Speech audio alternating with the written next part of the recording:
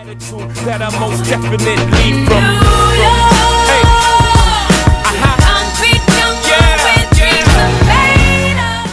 What's up, YouTube family? How y'all doing, man?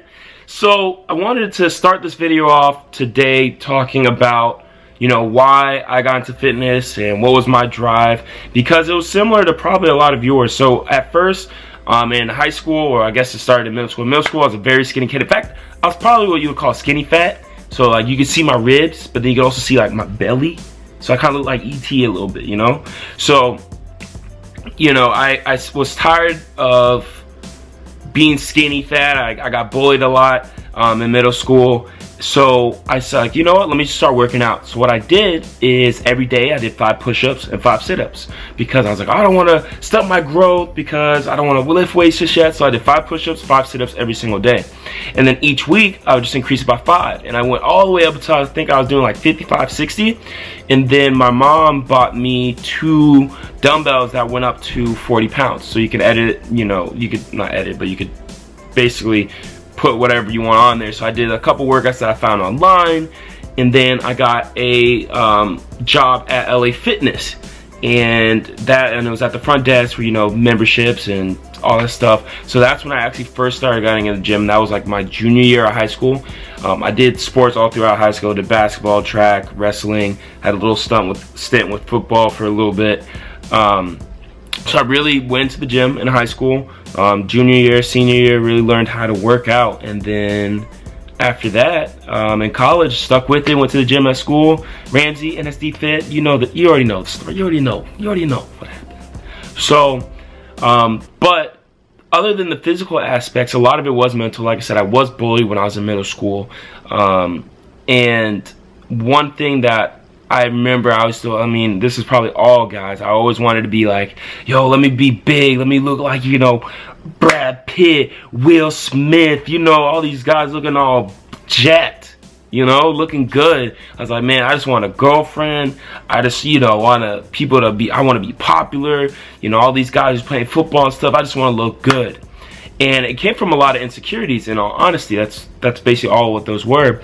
So when I got to college, I really thought about it. And of course, I was starting to look a little bit better, looked a little bit more, I guess, muscular, lean, had abs, all that stuff. But then I had to really think to myself and like, hey, who am I really working out for? Am I working out for these other people that I'm trying to impress?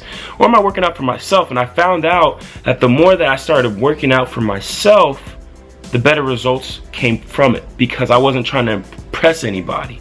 I was staying safe with my workouts. Like, yeah, maybe I can't do 225. Back then I was like, oh, I can't do 225. And I was stuck with the mentality that, hey, I want to impress people. Let me do 225. I would have hurt myself, which would have kept me out of the gym for even longer. So, I kept in my range, and I told myself, let me just be the better me. So I guess the biggest thing I want to tell y'all is, yeah, you might have external motivations. Yeah, you might want to work out to look good when you go to the beach. Who doesn't? But I guess the biggest thing I'm saying is, don't do it to impress anybody else. Because fitness, it's you. That person that you're trying to impress, they are working out, they don't care anything about you. You're trying to impress them. Do it for yourself. See for self-improvement. You'll feel so much better and like feel more self-fulfilled when you're like, hey, I'm working to a goal. I want to be a better self. Now you have people that you look up to, you see, like, man, if I can get my physique like that, maybe that would be pretty cool. But you have to realize, you should look in the mirror. The biggest competition, I get this from Creed, man. See this guy here? That's the toughest opponent you're ever going to have to face. I believe that's true in the ring, and I think that's true in life. Now show me something. That's your biggest enemy right there. You know how, that's so true. Your biggest enemy, the biggest person you gotta beat, is you. Why does it matter about everybody else? They're not on your standards. They're not on your level. So why think like that? So, like I said, don't try to impress other people. Impress yourself. Keep track of the goals you'll make, and you'll be surprised after 6 months, after a year, and all you're trying to do is impress yourself and work for yourself, you'll be surprised at the results, and I promise you'll be a lot happier. Because if you're trying to impress other people, you know, maybe you press them. You're gonna try to press the next person, and then it's like an endless cycle. You're never gonna feel good about yourself because you're never gonna feel good enough. Now it's okay inwardly, like, nah, man, I don't feel like there yet. That's fine. I look at my body type and I'm like, man, I could, like, this is not where I want to be. You know? So at the end of the day, really at the end of the day, you gotta look at yourself in the mirror. And when you work out, you look at that person and you say, guess what? I'm gonna beat you tomorrow. I'm gonna lift more weights than you tomorrow. I'm gonna look better than you tomorrow. That's it. That's all you gotta do.